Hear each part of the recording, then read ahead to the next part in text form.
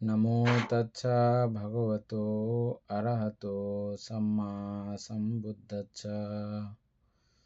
জগৎপূজ্য মহাকারণিক তথাগত সম্যক সম্বুদ্ধ শ্রীচরণে কৃতজ্ঞ প্রণাম নিবেদন করে প্রজ্ঞাপারমিতে অংশগ্রহণকারী সকল উপাসক উপাসিকাগণের নিরোগ দীর্ঘায়ু সুখী জীবন তথা জ্ঞান বিমণ্ডিত জীবন কামনায় শুরু করতে চলেছে আজকের বিভঙ্গ আলোচনা ক্লাস।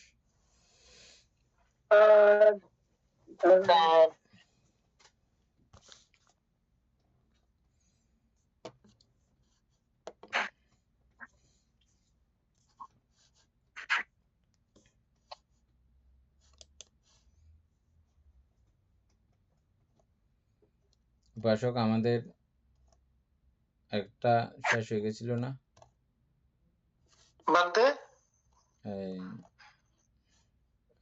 পঞ্চবিজ্ঞান একক নির্দেশের পঞ্চবিজ্ঞান, এটা শেষ হয়ে না বাপ, এখানে বাকি ছিল অসম্বিন্ন বস্তুক, অসম্বিন্ন আলম্বন বলতে বুঝায় এরা প্রত্যেকে অসম্বিন্ন বস্তুতে অসম্বিন্ন আলম্বনে উৎপন্ন হয়।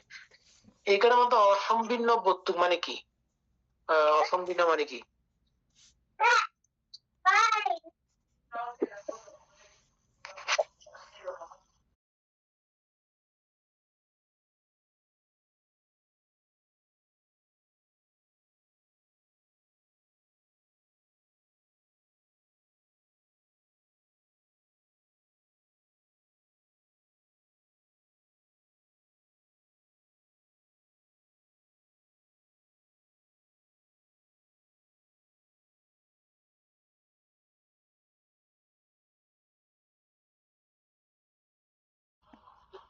অভিধর্মে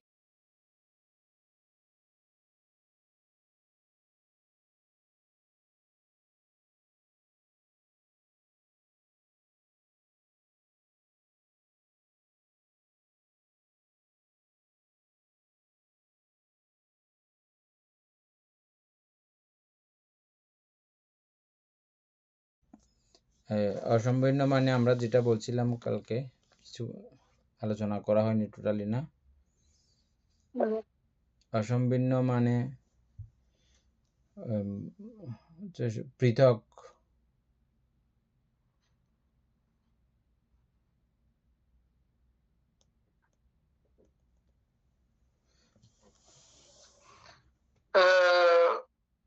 তাহলে ওইটার সাথে তো অন্যটা, এটা কি আমরা ওইটা মিলতেছে না, এরকম বলে কি বলা হয়?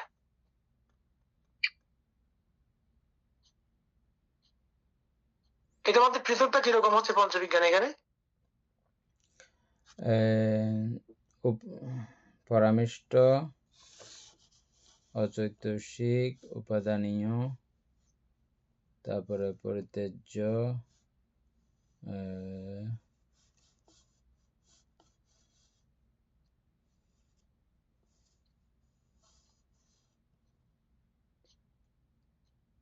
অসম্পূর্ণ একেবারে নিচে ছিল মনে হয়।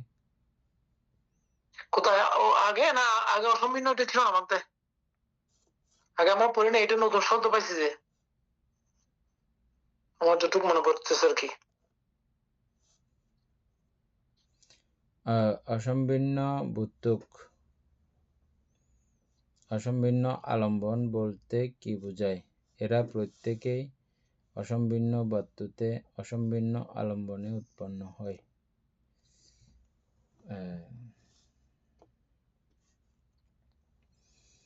অসম্পূর্ণ বলতে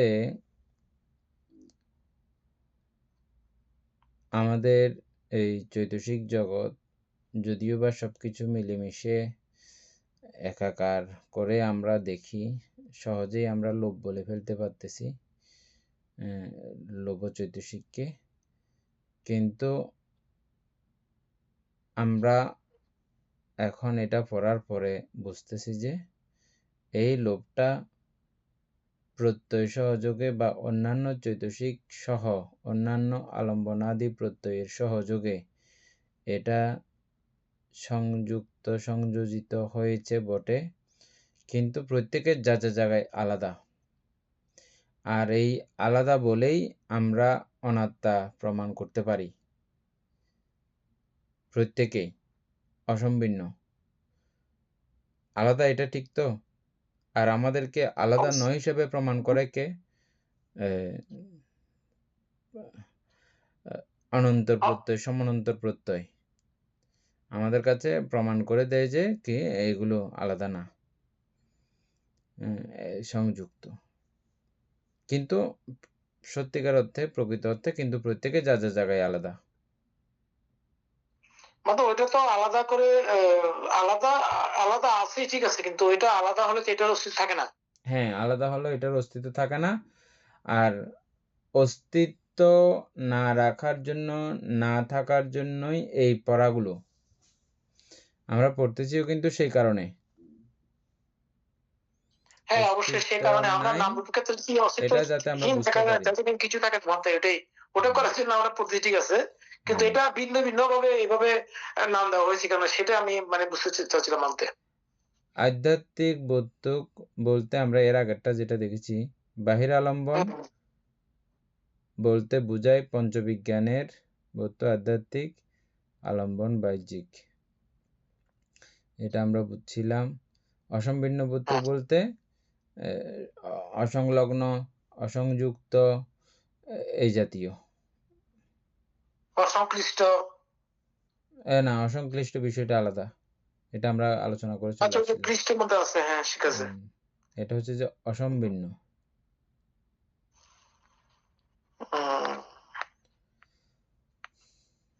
তারপর আচ্ছা, তাহলে পৃথক করার আরেকটা শব্দ পাই না আমরা, অসম্ভিন্ন। হ্যাঁ, ঠিক আছে। সুকুমার বাবু তো অসুস্থ, আসে নাই। ও অসুস্থ নাকি? ও আমি চিন্তা করছি আসছে না কেন। তারপরে আচ্ছা, এরপর হচ্ছে নানা বৌদ্ধক, নানা আলম্বন বলতে বোঝায়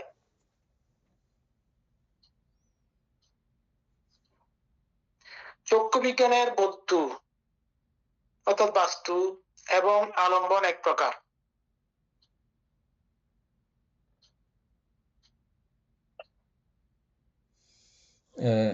আচ্ছা, সত্য বিজ্ঞানের বস্তু এবং আলম্বন অন্য প্রকার। আরেকটা খুব গুরুত্বপূর্ণ কথা আছে, আমরা পরের লাইনটা তো দেখি নাই। এরা প্রত্যেকে অসম্ভিন্ন বস্তুতে অসম্ভিন্ন আলম্বনে উৎপন্ন হয়। বুঝছেন? প্রথম হচ্ছে যে অসম্ভিন্ন আলম্বন, অসম্ভিন্ন বস্তুক মানে অসম্ভিন্ন আলম্বন, আর অসম্ভিন্ন আলম্বন বলতে বোঝায় এরা প্রত্যেকেই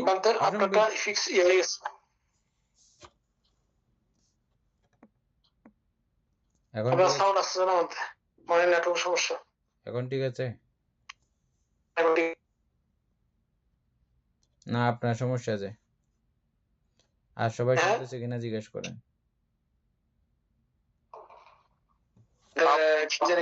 সমস্যা হয়েছিল। হ্যাঁ, আপনার সমস্যা হয়েছিল। এখন ঠিক আছে? আপনি কি বলছেন? অসম্ভিন্ন আলম্বন, অসম্ভিন্ন বস্তু, অসম্ভিন্ন আলম্বন, এবং ওই অসম্ভিন্ন বিষয়গুলোও উৎপন্ন হয় এই ভিন্ন ভিন্ন বা অসম্ভিন্ন আলম্বন থেকে, অর্থাৎ ভিন্ন ভিন্ন আলম্বন থেকে।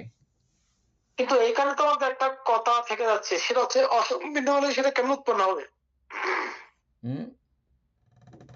অসম্ভিন্ন যখন হবে তখন সেটা উৎপন্ন কেমন হবে? এটা যৌথ হওয়ার পরে উৎপন্ন হয়, এটা অস্তিত্ব থাকে, অস্তিত্ব আছে যৌথ হওয়ার পরে। এটা বুঝে বলতেছি, এটার তো কোনো শেষ নাই, এটার তো কোনো শেষ নাই, এটার তো কোনো সমাধান নাই। কোনটা? এখন যেটা বলছেন, অর্থাৎ এটা উৎপন্ন হয়েছে আলাদা আলাদা বিষয় থেকে, আলাদা আলাদা চৈতসিক থেকে, ওটা উৎপত্তি। আবার আপনি যখন যাবেন, ও এটা লোভ থেকে আসছে, তো লোভ আবার কোত্থেকে আসছে দেখি তো। হ্যাঁ, এইভাবে অনন্ত অপার, এটা তো আর শেষ নাই। এটা আমি যেটা বুঝতে চেষ্টা করতেছি সেটা হচ্ছে কি, আমরা যেমন রূপের ক্ষেত্রে যখন আমরা দেখি চারি মহাভূত মধ্যে এই চারি মহাভূত বলে আমরা জানতে পারি কখন চারটা একসঙ্গে কাজ করে বলে, যার যার অবস্থান থেকে সে একসঙ্গে যৌথ সমানে কাজ করে বলে আমরা একটা রূপের একটা অস্তিত্ব পাই। কিন্তু যখন এরা একসঙ্গে কাজ করবে না তখন থেকে কিছুই থাকে না, এখানে শূন্য হচ্ছে। যদি এখানে সেরকম হয়ে থাকে তাহলে অসম্পূর্ণ বস্তুক, অসম্পূর্ণ আলম্বন এগুলো যদি কাজই না করে একসঙ্গে, তাহলে এটা উৎপন্ন হচ্ছে কেমনে? হ্যাঁ, আমার প্রশ্ন এটা সেখানে। ওই দৃষ্টিকোণ থেকে ওই কথাও ঠিক আছে, আবার এই দৃষ্টিকোণ থেকে এই কথাও ঠিক আছে। দোনোটা আপনার অকার্যকর না, বুঝছেন? কারণ আপনি যে অনাত্মা প্রমাণ করতে হলে প্রত্যেকে যে আলাদা আলাদা ওইটাও আপনাকে বুঝতে হবে, এবং প্রত্যেকে আলাদা আলাদা হতে গিয়ে যে কোনো কিছু নাই সেখানেও পৌঁছে যাবে কথাটা, সেখানেও যে বাদ পড়বে সেটাও না। বুঝেন নাই না? আমার উৎপত্তিটা বুঝতেছিলাম আনতে। উৎপত্তিটা তো উৎপত্তির কোনো শেষ সীমানা নাই। যৌথ না হলে উৎপন্ন মনে কেমনে হলো? করেন আমার প্রশ্ন হচ্ছে সেটা। এটা লোভ থেকে আসছে এই জায়গাটা, ওটা না, লোকটা উৎপন্ন হলো কেমনে মানতে? এটা আর একটু পরের হিসেবে আসি। উদ্দেশ্য না হচ্ছে, হ্যাঁ। হ্যাঁ, লোভ থেকে আসছে এটা, ওটা অমুক থেকে আসছে, ওটা অমুক থেকে, আলাদা আলাদা বিষয় থেকে, আলাদা আলাদা আলম্বন থেকে। লোভ কিন্তু এখন আলাদা আলম্বন। আবার আমরা যখন লোভ বলতে যাই, লোভের মধ্যে অনেকগুলো চৈতসিকের সংমিশ্রণ আবার সেখানেও আছে। সর্বচিত্ত সাধারণ চৈতসিক তো আছেই, সেটা ছাড়াও আরো অন্যান্য চৈতসিক যেটা যেটা প্রয়োজন হয়েছিল, হ্যাঁ, সেগুলো সবগুলো আছে। কারণ এখানে আপনি যত দূরেই যত এটাকে বিশ্লেষণ করতে যান না কেন, প্রত্যেকটা জায়গাতেই এরকম যৌথতা, একত্রতা আপনি দেখতে পাবেন। একত্র সংমিশ্রণে এদের অস্তিত্ব। তাহলে কি অসম্পূর্ণটাকে একটি চৈতসিক? না, অসম্পূর্ণটা একটা চৈতসিক না। অসম্পূর্ণ হচ্ছে একটা মানে চৈতসিক গুলোর একটা কথা, এটা বোঝানো হচ্ছে আর কি। আচ্ছা, আমরা ইয়াতে দেখি একটু করে, যাও আমরা নাহলে পরে, হ্যাঁ, ইয়ার মধ্যে দেখি একটু। চ্যাট জিপিটিতে। ও আচ্ছা, হ্যাঁ, আমি একটু করে দেখি। আমার মধ্যে ওই জায়গাটা ক্লিয়ার হচ্ছে না সে কারণে।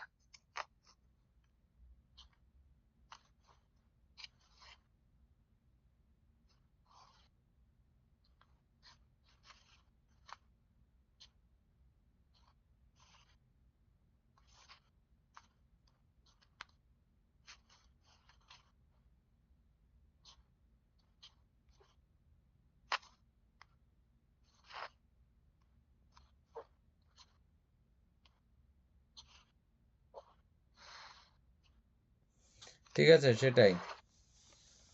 বন্ধু ওইটাই। অসম্পূর্ণ মানে সম্পূর্ণ আলাদা, পৃথক। ওই দৃষ্টিকোণ থেকে আমরা সবগুলোকে সংযুক্ত সাংখ্যাতা ধাম্ম বলি। আবার সাংখ্যাতা ধাম্মা বললেও সবগুলো কিন্তু আবার যার যার জায়গায় সে আলাদা আলাদা।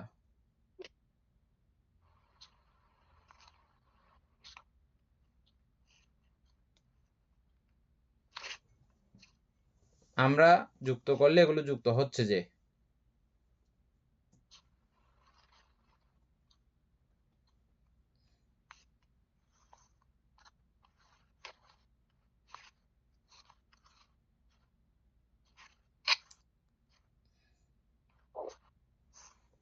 রিঙ্কু বড়ুয়া আসে নাই, এগুলো আরেকজনে দেখলে তারপরে ভালো, নাইলে দেরি হয়ে যায়। সত্যি প্রয়োজন।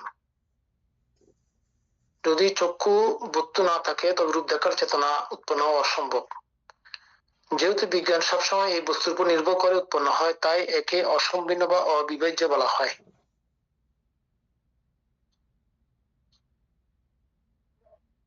আমাদের শুনছেন?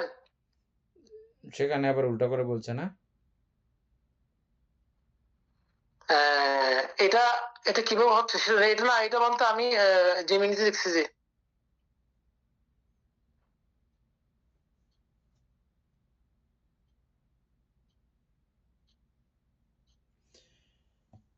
অবিনিবার্য সেটা ঠিক আছে, বিভাজন অবিভাজ্য। করা যায় না সেটা ঠিক আছে, এবং কিন্তু প্রত্যেকে কিন্তু বলতে যাদের জায়গায় কিন্তু আলাদা, এটাও তো আমরা জানি। অবিভাজ্য বলা হচ্ছে আর কি এখানে। হ্যাঁ, একেবারে বিভাজন করে ফেলা ওভাবে যায় না, ঠিক আছে, কিন্তু যাদের জায়গায় সে তো আসলেই আলাদা, নাকি না? জীবিত ইন্দ্রিয় তো আর মনস্কার না, মনস্কার তো আর জীবিত ইন্দ্রিয় না, দুইটা বিষয় আলাদা না। বেদনা তো না মাস্টার না। ওইটা ঠিক আছে বলতে, ওগুলো সবগুলো ঠিক আছে, হুম ওগুলো সবগুলো ঠিক আছে। আমি আসলে মূলত অসম্পূর্ণটা কি জিনিস সেটা বুঝতে পারছিলাম আর কি। এখন বুঝে গেছেন? আচ্ছা এটা এটা মোটামুটি আর একটু হয়তো নতুন শব্দ তো। অসম্পূর্ণ মানে হচ্ছে যে প্রত্যেকে যার যার জায়গায় পৃথক পৃথক, যার যার ঠিক অবস্থানে আছে। সে পৃথক পৃথক। আমরা বিজ্ঞান বলতেছি তো, বিজ্ঞান হুম, সবকিছু যৌথ নাম হিসাবে, যৌথ একত্বত ভাব হিসাবে আমরা তাকে বিজ্ঞান ডাকতেছি।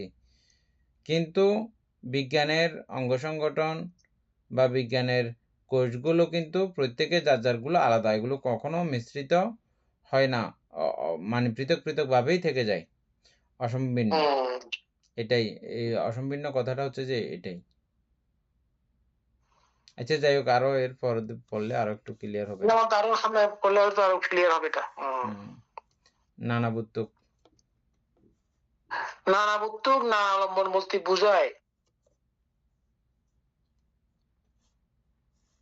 চক্ষু বিজ্ঞানের বস্তু এবং আলম্বন এক প্রকার, শ্রোত বিজ্ঞানের বস্তু এবং আলম্বন অন্য প্রকার। হ্যাঁ ঠিক আছে। ঘ্রাণ বিজ্ঞানের বস্তু এবং আলম্বন আরেক প্রকার, জিহ্বা বিজ্ঞানের বস্তু এবং আলম্বন অন্য প্রকার, কায় বিজ্ঞানের বস্তু এবং আলম্বন অন্য প্রকার। হ্যাঁ এটা ঠিক আছে। বলেন, বুঝাই দেন সবার জন্য।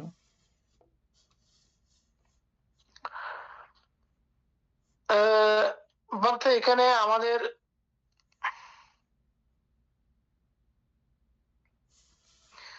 যে পঞ্চ ইন্দ্রিয় দ্বার দিয়ে যে সমস্ত আলম্বন উৎপন্ন হয়, তো চক্ষু চক্ষুরটা বলেন, বিজ্ঞানের জন্য শুধু চক্ষুরটা বলতে বলেন, একটা বললে সবটা হয়ে হ্যাঁ যাবে। হ্যাঁ চক্ষু বিজ্ঞানের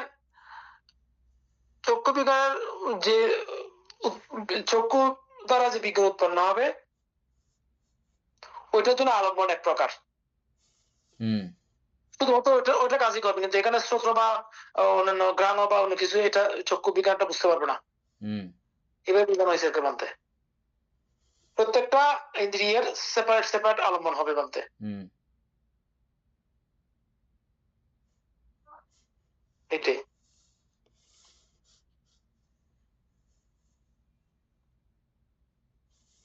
এই ওর নানা বস্তু নানা আলম্বন।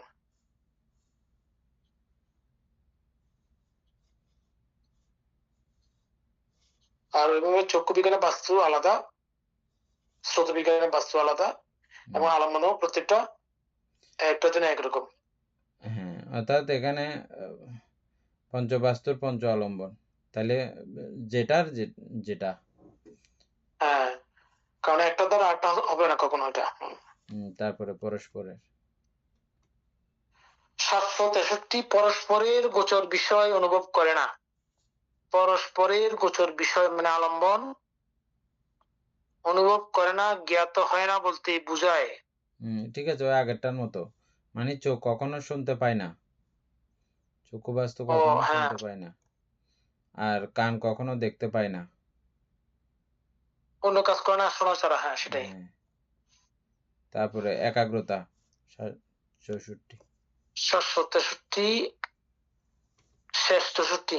আচ্ছা পুরো 63 মধ্যে একই বিষয় বান্ধব সবগুলো না। হ্যাঁ ও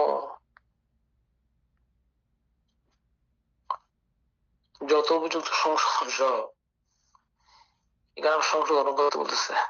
আচ্ছা এখানে নিচে লিখেছে তো, 764 প্রত্যেক ক্ষেত্রে চক্ষু বিজ্ঞানের মতো মতো করে করে পড়তে পড়তে হবে। হবে, যথা উপযুক্ত হ্যাঁ সংশোধন সহ। হ্যাঁ সেটাই, বান্তি লিখে যেটা দিচ্ছি। যেটা প্রয়োজন সেটা সেটা দিয়ে সময় করতে হবে আর কি এটা। একাগ্রতা ব্যতীত। 764 একাগ্রতা ব্যতীত উৎপন্ন হয় না বলতে বুঝায় এরা একাগ্রতা রতের নিকট উৎপন্ন হয়। একাগ্রতা রতের নিকট উৎপন্ন হয়। মানে যারা একাগ্রতা সম্পন্ন হন তাদের কাছেই উৎপন্ন হয়, হুম, একাগ্রতা না হলে, একাগ্রতা না হবে না। থাকলে এই বিষয়গুলো উৎপন্ন হবে না। কোন বিষয়গুলো? চক্ষু সেটা বিজ্ঞান আদি। বিজ্ঞানাদি, হ্যাঁ তারপরে চক্ষু এটাও বিজ্ঞান। তাহলে শেষ, এরপরটা যান। পরস্পরের মনোযোগ সমান্তরাল। ব্যতীত উৎপন্ন হয় না বলতে বুঝায় এরা মনোযোগ অবস্থায় উৎপন্ন হয়, মনোযোগকারী হ্যাঁ, কাজেই শুধু উৎপন্ন হবে। হ্যাঁ তারপরে 65। আচ্ছা ধারাবাহিক ভাবে উৎপন্ন হয় না বলতে বুঝায় এরা পর্যায়ক্রমিক ভাবে উৎপন্ন হয় না।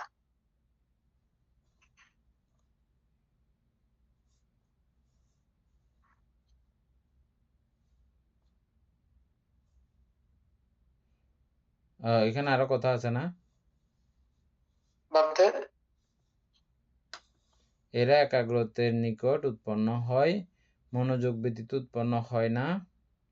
এরা মনোযোগ অবস্থায় মনোযোগকারীর উৎপন্ন হয়, ধারাবাহিকভাবে উৎপন্ন হয় না বলতে বোঝায় এরা পর্যায়ক্রমিকভাবে উৎপন্ন হয় না। কারা? পর্যায়ক্রমিকভাবে কারা উৎপন্ন হয় না? পঞ্চবিজ্ঞানগুলো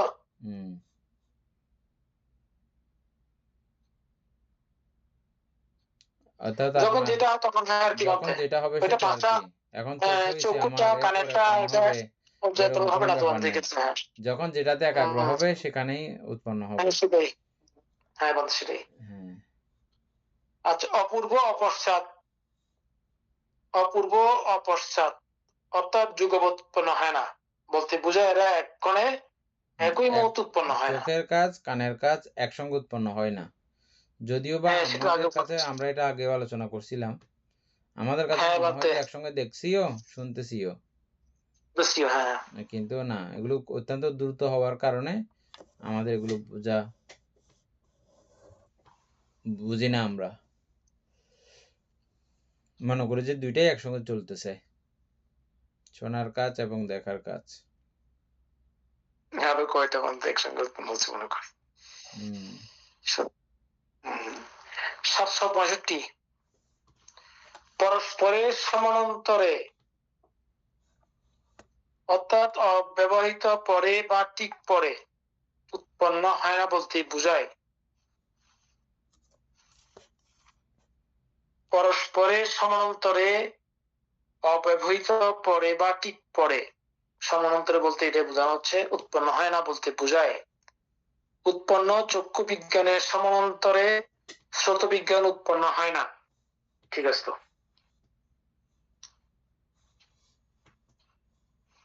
উৎপন্ন স্রোত বিজ্ঞানের সমান্তরে চক্ষু বিজ্ঞান উৎপন্ন হয় না। এটা পড়তে হবে, এটা তো সেম বিষয়টা, একটু আর কি। এখন সবাই কি বলতেছে? এই তো বলে দেন, আপনি এমনি নর্মালি বলে দেন। যেমন চক্ষু বিজ্ঞানের সমান্তরে আবার স্রোত বিজ্ঞান উৎপন্ন হবে না, ওটা কমপ্লিট শেষ হয়ে গেলে এটার পরেরটা যদি আবার স্রোত বিজ্ঞান তখন উৎপন্ন হবে, আনতে হ্যাঁ চাই আসবে, আলম্বন থাকলে আসবে, পরিস্থিতি আলম্বন ঠিক থাকলে আসবে, থাকলে সেটাই। আবার স্রোত বিজ্ঞান আসবে, না হলে আসবে না। সমান্তরে আসার কোনো ব্যাপার নাই, মানে মাঝখান থেকে।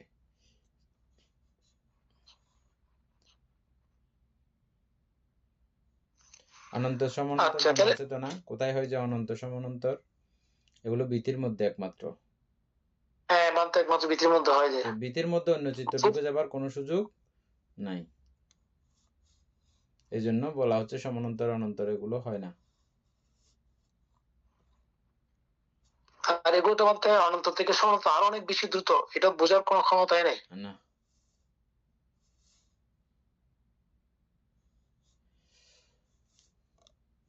তারপরে 766 পঞ্চবিজ্ঞান। পঞ্চবিজ্ঞান ধারণাহীন বলতে বোঝায় পঞ্চবিজ্ঞান ধারণাহীন। পঞ্চবিজ্ঞানের ক্ষেত্রে আলম্বনের প্রতি আবর্তন নাই, ধারণা বা জ্ঞান নাই, একাগ্রতা নাই, মনোযোগ নাই। আলম্বনের প্রতি আবর্তন নাই, ধারণা বা জ্ঞান নাই, একাগ্রতা নাই, মনোযোগ নাই, থাকে না, থাকার কথা নয় তো।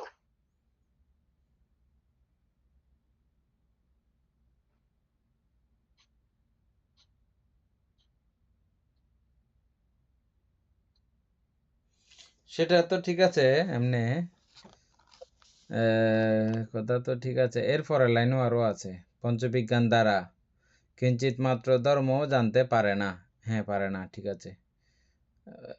বলতে বুঝায় পঞ্চবিজ্ঞানের দ্বারা কিঞ্চিত মাত্র ধর্ম সম্পর্কেও জ্ঞাত হতে পারে না। অবশ্যই পারা যায় না। এটা শুধুমাত্র আমরা সম্প্রতি সন্তিরণের আগের সম্প্রতি চোখ কিছু বুঝতেছে না, এমনি বিনা বাধায় প্রবেশ করতে দিছে যে, ওই সন্তিরণ থেকে শুরু হয়েছে। তাহলে এটা বিজ্ঞানের আরো পরের স্টেপ। এই জন্য তোমার আমরা ধরতে পারি না বিজ্ঞানটা, হয়ে যায় যে অটোমেটিকলি।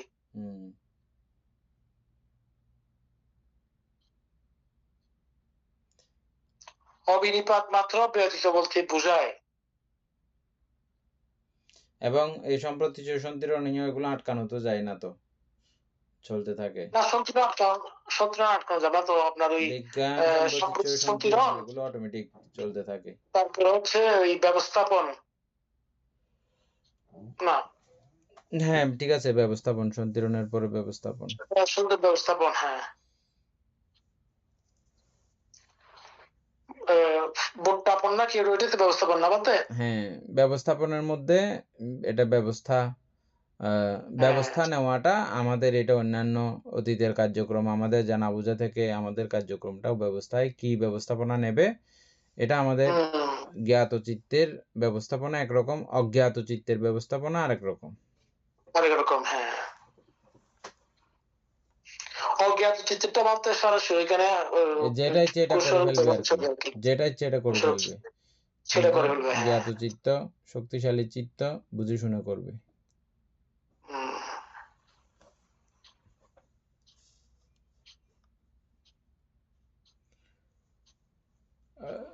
যাই হোক, এগুলো তো আমাদের এমনি পড়া বিষয় আছে আগের, পরে যাবে, অসুবিধা নেই। আচ্ছা, অবিনিপাত মাত্র ব্যতীত, অবিনিপাত মাত্র ব্যতীত বলতে বুঝায় আঘাতকরণ ব্যতীত, অর্থাৎ আলম্বনে প্রবেশ ব্যতীত।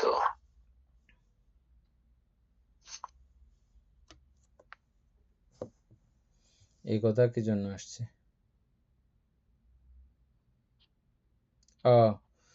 আলম্বনে প্রবেশ ব্যতীত কিছু কিছু বিষয়, যে আমরা কিছু উদাহরণ পাইছিলাম, মনে আছে? আচ্ছা, আরো এরপরে কথা আছে, পঞ্চবিজ্ঞানের সমান্তরে কিঞ্চিত মাত্র ধর্ম জানতে পারে না, বলতে বুঝায় মানে অর্থাৎ আঘাত ব্যতীত, আলম্বনে প্রবেশ ব্যতীত পঞ্চবিজ্ঞানের সমান্তরীয় কিঞ্চিত মাত্র ধর্ম জানতে পারে না, বলতে পঞ্চবিজ্ঞানের সমান্তরে মনোধাতু দ্বারা কিঞ্চিত মাত্র ধর্ম জানতে পারে না। ওই যে মনোধাতু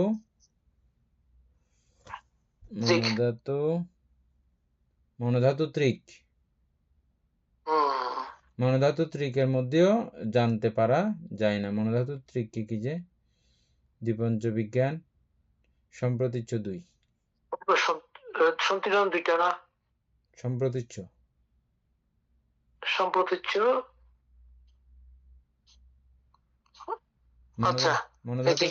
মনোধাতু ত্রিক মানে দ্বারাবর্তন চিত্ত এবং সম্প্রতীচ্য দুই, এগুলো তো দাঁড়ান।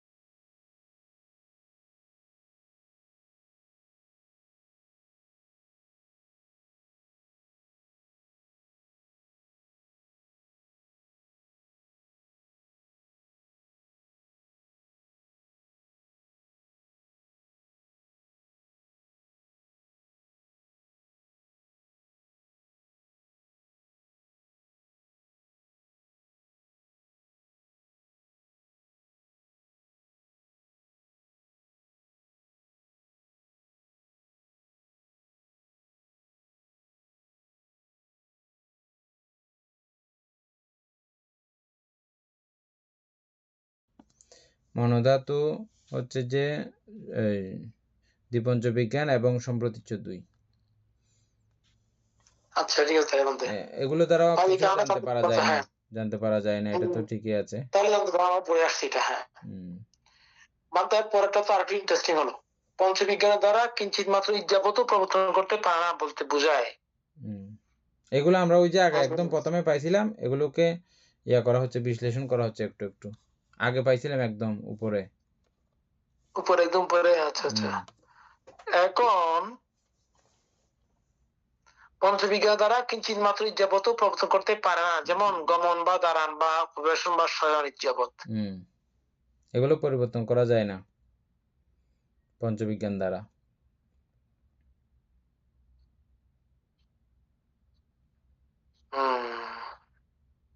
তাহলে কত সূক্ষ্ম বিষয়। না, এটা পুরো ইয়া হলে চিত্ত পরিচালিত, প্রত্যেকটা বিষয়ে যে আমরা হাত পা নাড়াচ্ছি এগুলো সবগুলো আগে চিত্ত দ্বারা পরিচালিত হয়ে চিত্ত অর্ডার করলে ব্রেনে সিগন্যাল যায়, তারপরে ওখানে কার্যক্রমগুলো ওইভাবে নার্ভ এগুলো লড়তেছে, তারপর আমরা লড়াচ্ছি, কত কাণ্ড কীর্তন হয়ে পুরো বিষয়টা আমরা করি। অথচ হুরস্থ লড়াই ফেলতেছি, মনে করতেছি যে না, কত কিছু সিগন্যালিং হয়ে তারপরে এগুলো ঘটে, কিন্তু দ্রুত বেগে আমরা বুঝতে পারি না। এগুলো মানুষ শুনলে কি বলবে, কি বের করে এলেন বুদ্ধ। তারপরে পঞ্চবিজ্ঞান দ্বারা কায় কর্ম বাক কর্ম প্রতিষ্ঠা করতে পারে না বলতে বোঝায়, বাক কর্ম প্রতিষ্ঠান সম্পাদন করতে পারে না বলতে বোঝায়। পঞ্চবিজ্ঞানের দ্বারা কায় কর্ম ও বাক কর্ম সম্পাদন করা যায় না। ঠিক আছে।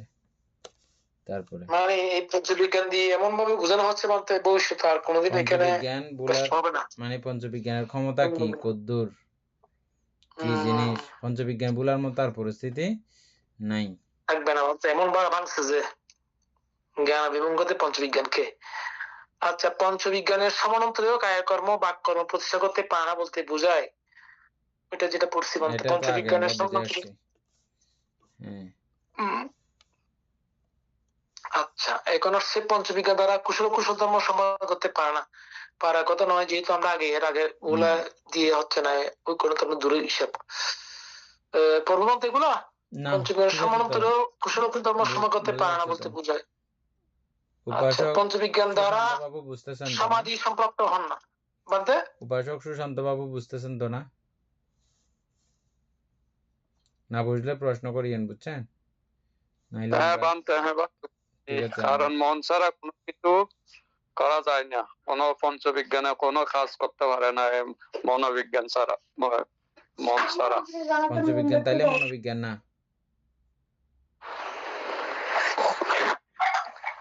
পঞ্চবিজ্ঞান তাইলে মনোবিজ্ঞান না? না, পঞ্চবিজ্ঞান তো মনোবিজ্ঞান। চিত্ত ছাড়া কোনো কিছু, কোনো বিজ্ঞানও কাজ করতে পারে না মন ছাড়া। যাই হোক, আপনি প্রথমে ঠিক বলছেন, পঞ্চবিজ্ঞান এটা মনোবিজ্ঞান না, মনোবিজ্ঞান হচ্ছে ৭৬ প্রকার মনোবিজ্ঞান পড়ছিলাম যে আমরা, ৭৬ প্রকার মনোবিজ্ঞান গুলো। উপাসক মনে আছে ৭৬ প্রকার মনোবিজ্ঞান?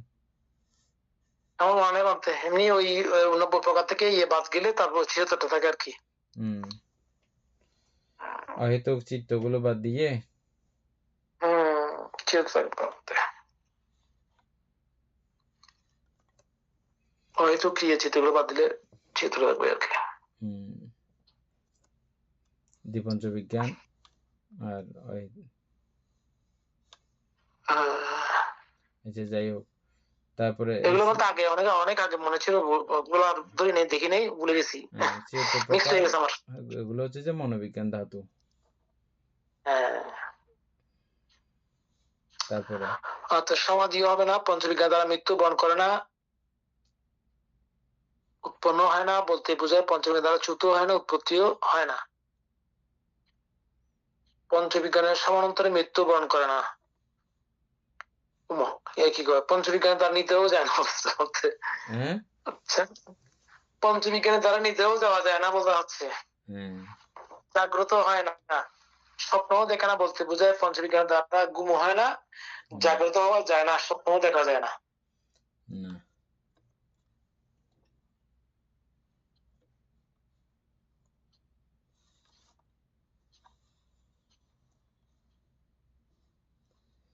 পঞ্চবিজ্ঞানের সমন্বন্তরে মনোধাতুর দ্বারা নিদ্রাও যায় না, জাগ্রত হওয়া যায় না, স্বপ্ন দেখে না। এভাবে জ্ঞানবস্তুর সত্যনিষ্ঠ যথার্থ বিশ্লেষণই হলো প্রজ্ঞা।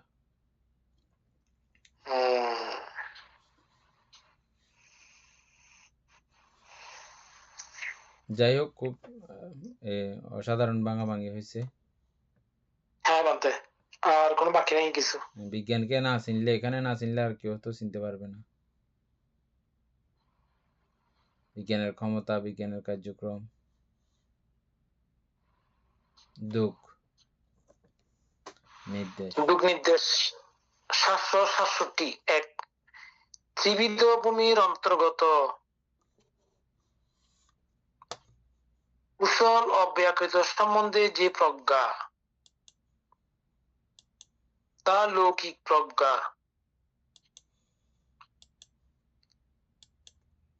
ত্রিবিধ ভূমির অন্তর্গত কুশল অব্যাকৃত সম্বন্ধে যে প্রজ্ঞা, তা লৌকিক প্রজ্ঞা। ঠিক আছে। চারি মার্গ এবং চারি ফল সম্বন্ধে যে প্রজ্ঞা, তা লোকোত্তর প্রজ্ঞা।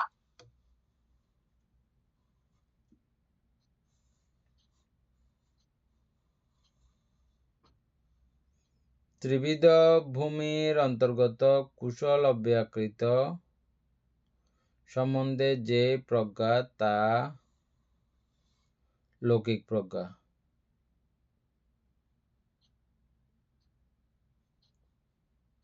চারি মার্গ চারি ফল, বুঝছেন এই কথাটা?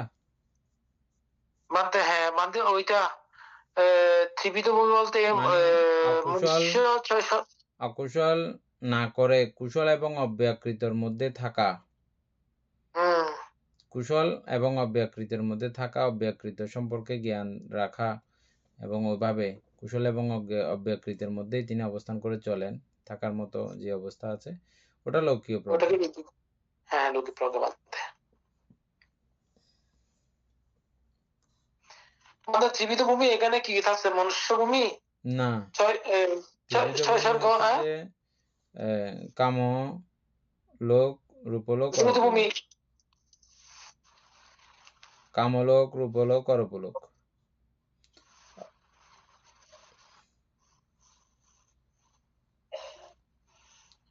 তিন বললে তখন কামলোক, রূপলোক, অরূপলোক। আর যখন 4 বলবে তখন কাম দুর্গতি ভূমি, কাম সুগতি ভূমি, রূপলোক, অরূপলোক। ও আচ্ছা। 2 নাম্বার। 3 বলে পুরোটা কামরূপ পুরোটা আসবে আর কি। 2 নাম্বার, সর্বপ্রকার প্রজ্ঞা কোন প্রকারে বিজ্ঞ? সর্বপ্রকার প্রজ্ঞা কোন প্রকারে, এক প্রকারে বিজ্ঞ, জ্ঞাতব্য, কোন প্রকারে অন্য প্রকারে বিজ্ঞ নহে।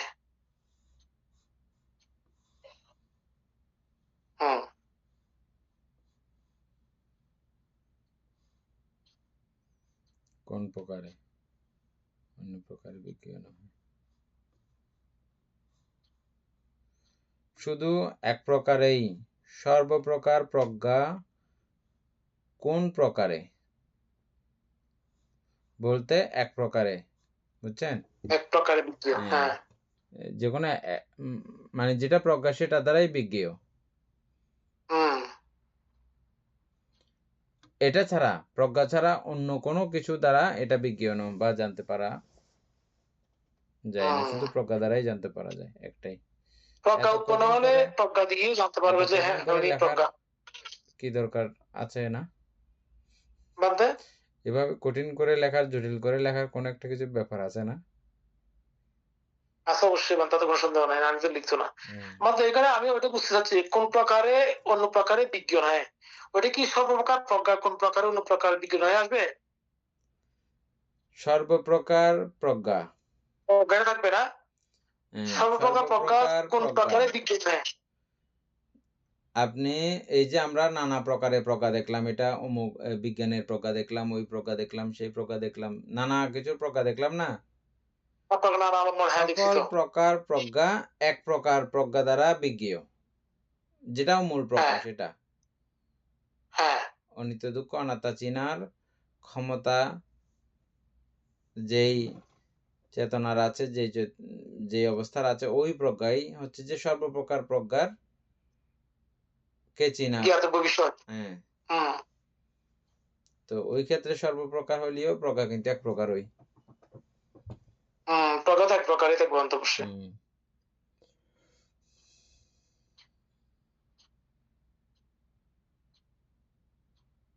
তাহলে বিজ্ঞান হয়টা এটা কি হবে এখানে?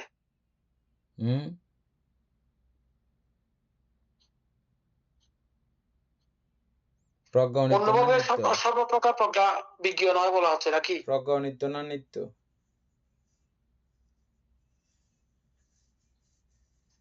বলতে প্রজ্ঞা অনিত্য না নিত্য? প্রজ্ঞা তো অনিত্য। প্রজ্ঞা মূলত দুঃখ অনাত্মা, অবশ্যই অনিত্য। প্রজ্ঞা উৎপন্ন হয় অবসর জানা বলতে বুঝাই দেন আরো উদাহরণের মাধ্যমে। বলতে এখানে প্রজ্ঞার স্তর আছে। আমরা বর্তমানে যে প্রজ্ঞাকে চেনার চেষ্টা করতেছি এটা তো সর্ববিধভাবে অনিত্য।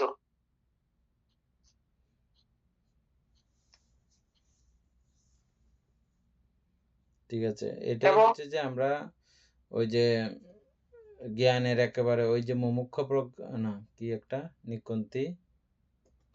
নিকন্তির পরে জ্ঞান, এরকম একটা 16 প্রকার বিদর্শন জ্ঞানের একটা পাইছিলাম যে লাস্টে, মনে আছে? মুমুক্ষু জ্ঞান, তারপরে না একেবারে একটা লাস্ট পর্যায়ে আছে। এই সেখানে গিয়ে এই প্রজ্ঞাকেও এভাবে জানতে হয়, মানে উনি প্রজ্ঞার কারণে এত বেশি তদ্গত হয়েছে, উমা সর্বকিছুতে উনি অনিত্য দুঃখ অনাত্মা দেখেন, অনিত্য দুঃখ অনাত্মা দেখেন, অনিত্য। কাকে কেন্দ্র করে দেখতেছে? ওই প্রজ্ঞাকে কেন্দ্র করে এগুলো সব দেখতেছে যে, তাইলে উনি প্রজ্ঞার প্রতি স্ফীত হয়ে আছে। আমার কাছে প্রজ্ঞা আছে, প্রজ্ঞাতে তিনি স্ফীত, প্রজ্ঞাকে তিনি কি করেছেন? নিত্য সংজ্ঞায় ধারণা পোষণ করে বসে আছেন। প্রজ্ঞাকে এখান থেকে উঠতে পারে না সহজে, বেশি জটিল জায়গা। হ্যাঁ, সেখানে কি এই যে এখন যে কথাটা আমরা আলোচনা করছি সেটা প্রজ্ঞা ও সংস্কার ধর্মের আমরা 52 প্রকার সংস্কার দেখেছি, যে 52 প্রকারের মধ্যে প্রজ্ঞাও একটা আছে।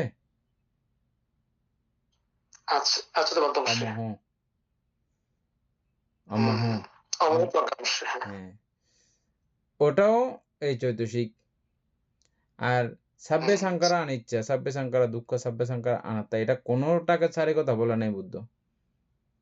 সুতরাং প্রজ্ঞাও অনিত্য, প্রজ্ঞাও দুঃখ, প্রজ্ঞাও অনাত্মা। প্রজ্ঞাও যৌথ সমন্বয়ে সবার সংগঠনে তৈরি হয়েছে না?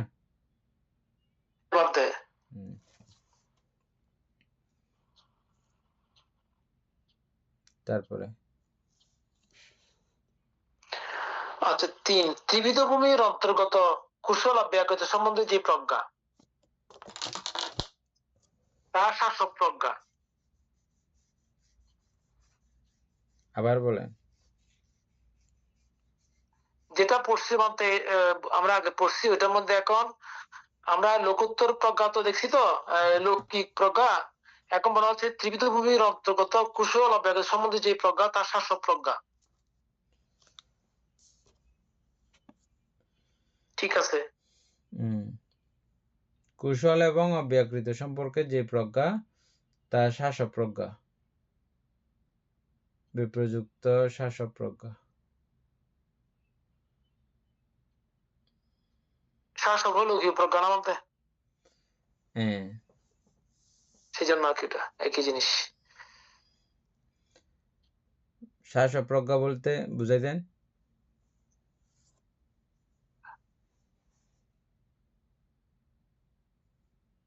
এটা বলতে শাসক ওইটার আর কি কি বলা হয়, আসবের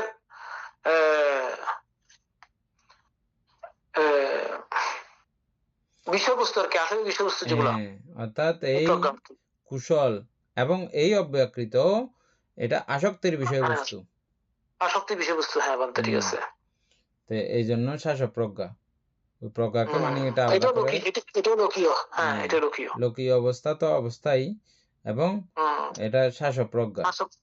এটাকে জ্ঞান বলা হচ্ছে বটে, কিন্তু শাসক জ্ঞান বা শাসক প্রজ্ঞা।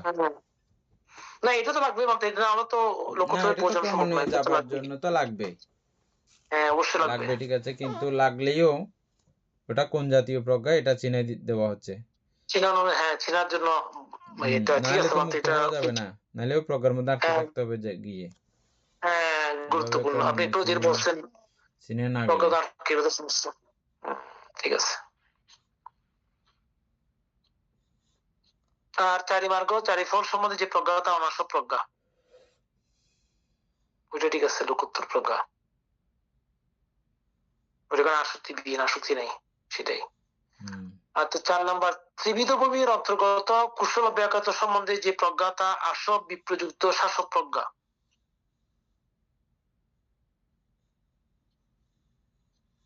আসব বিপ্রযুক্ত, তার মানে হচ্ছে আসব বিযুক্ত, কিন্তু যেগুলো আসবের বিষয়বস্তু ওই জায়গার মধ্যে, ওইটাই প্রজ্ঞা।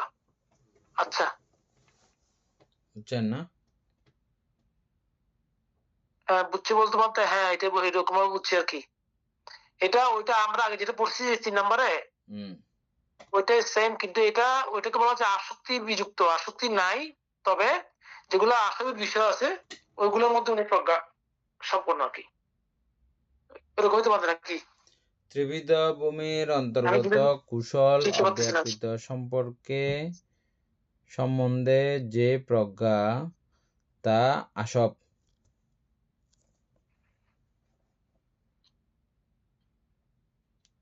ত্রিবিধ ভূমির অন্তর্গত কুশল অব্যকৃত সম্পর্কে যে প্রজ্ঞা, তা আসব। আসব বিপ্রযুক্ত শাসক প্রজ্ঞা মানতে, আসব বিপ্রযুক্ত শাসক প্রজ্ঞা, এটা একটু উন্নত ধরনের, বুঝছেন, আগেরটার থেকে। অর্থাৎ এটা আসক্তির বিষয় ঠিক আছে, কিন্তু তিনি সেখানে আসক্ত নন। আসক্তি বিযুক্ত, কিন্তু এটা আসক্তি হওয়ার বিষয় ছিল, কিন্তু তিনি জ্ঞান দ্বারা হোক, অবশ্যই জ্ঞান দ্বারা তিনি সেটাকে কি করতেছেন না, আসক্ত হচ্ছেন না। যেমন আমরা যে কথাটা বলি, যদিও বা আমাদের অন্তর কথা না, ইদাং মে পুয়াং আসাবাক্ষায় বা হতু, এটা আমরা এই পুণ্য করতেছি যে কিসের জন্য? আসক্তের জন্য। এই পুণ্য অন্য কোনো কিছু টার্গেট করতেছি না আমরা সেখানে, যদিও বা বহুত কিছু টার্গেট করে ফেলতেছি, পানি ঢালতেছি যে ঠিক অনেক কিছু টার্গেট করে ফেলতেছি, পুরো একটা কথা বলি না, অনেকগুলো আরো বিষয় থাকে, বুঝছেন। কিন্তু এখানে বলা হচ্ছে যে সেই কথার যুক্তি, মানে এই যে কুশল এবং অব্যকৃত, এগুলোতে তিনি কোনোটাতেই কি নয়, আসক্ত নয়, কিন্তু এগুলো আসক্তির বিষয়। হ্যাঁ, কিন্তু এগুলো আসক্তির বিষয়, এই হচ্ছে কথা। চারি মার্গ এবং চারি ফল সম্বন্ধে যে প্রজ্ঞা, তা আসব বিপ্রযুক্ত অনাসব প্রজ্ঞা। এটা তো ঠিক আছে, এটা ঠিক আছে বলতে ঘুরিয়ে দিচ্ছে, কিন্তু এটা ঠিক আছে, এটা তো আর ঘুরানো যাবে না, ঘুরিয়ে দিলেও হবে না বোঝানোর জন্য। আচ্ছা 5 নম্বর বুঝে ফেলি মাত্র, কেমন 6 নম্বর আগামী কালকে থেকে পড়বো আর কি। ত্রিবিধ ভূমির অন্তর্গত কুশল অব্যকৃত সম্বন্ধে যে প্রজ্ঞা, তা সংযোজনীয় প্রজ্ঞা।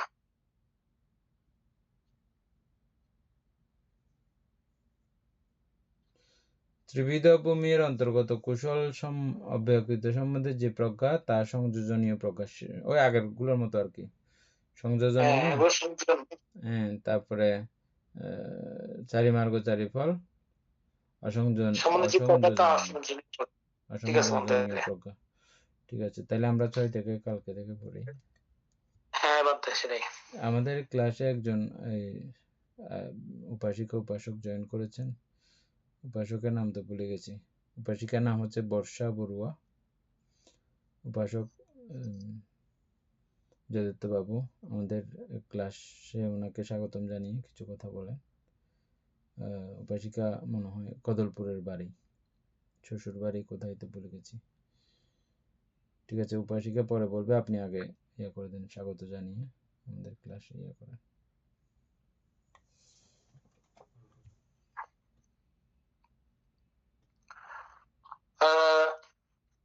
অবশ্যই বলতে আমাদের ক্লাসে ওনার নাম কি জানি না, ওনার বর্ষা বড়ুয়া, পরিবারের হাজবেন্ডের নাম তো বর্ষা বড়ুয়াকে বলে গেছি। স্বাগতম জানাচ্ছি আমাদের অভিধান ক্লাসে। তো আসলে এটা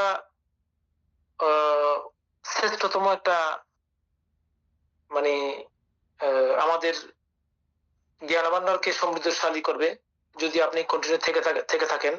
হয়তো এখন বুঝবেন না, ক্রমিক ভাবে হয়তো যদি ক্লাসে মনে একাগ্রতা শুনেন তাহলে অবশ্যই আপনি এখান থেকে উপকৃত হবেন, তাতে কোনো সন্দেহ নাই।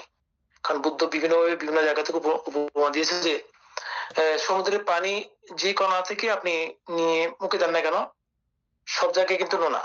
তো সুতরাং আপনি আজকে থেকে যদি শুরু করেন, কন্টিনিউ থাকেন আমাদের ক্লাসে, তাহলে অবশ্যই আমি মনে করি আপনি উপকৃত হবেন এবং আপনার পরিবার সকল উপকৃত হবে। ধন্যবাদ আপনাকে। উপাসিকা বর্ষা বড়ুয়া সবাইকে পরিচয় দিয়ে সবার সঙ্গে পরিচিত হন। মিউট খোলেন। বন্দনা মানতে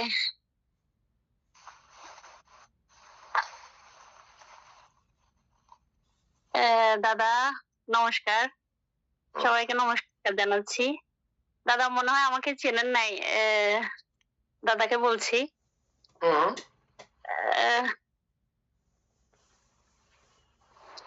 অর্চনাকে তো চিনেন মনে হয় দাদা। অর্চনা? অর্চনা বাড়ি কোথায়? পাহাড়তলি দাদা। দাদা অনেকবার দেখা হয়েছে, অনেক আরো নচিনন দাদা। পাপড়ি পাপড়ি চিনিব।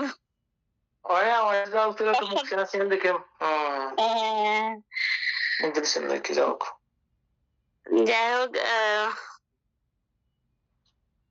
কাকিমা নমস্কার, কাকিমাকে দেখতে পাচ্ছি। ঠিক আছে উপাসিকা, তাহলে রীতিমতো ক্লাস করার চেষ্টা করবেন।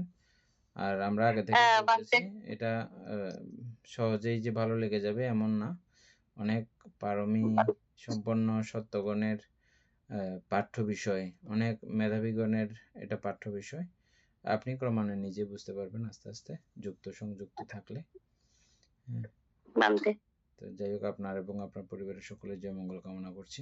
এতক্ষণ যাবৎ আমরা অভিধর্ম চর্চা করে যে পুণ্যরাশি অর্জিত হয়েছে, পুণ্যরাশি অনন্ত চক্রবাসী সত্যগণকে দান করছি, গুরুভান্তি দেবকে দান করছি, মাতা পিতাগণকে দান করছি, এবং এই পুণ্যের কাছে আমরা প্রত্যেকে প্রার্থনা করব নির্বাণ লাভ অবধি অসৎ ব্যক্তি মূর্খ ব্যক্তি পাপমিত্রের সংসর্গ লাভ না করে সদা সর্বদা জ্ঞানদোষী কল্যাণ মিত্রের সান্নিধ্য সংসর্গ লাভ করতে সক্ষম হয়, এরূপ সাধু কামনা পোষণ করে আজকের মতো ক্লাস এখানে সমাপ্ত করছি। সাধু সাধু সাধু।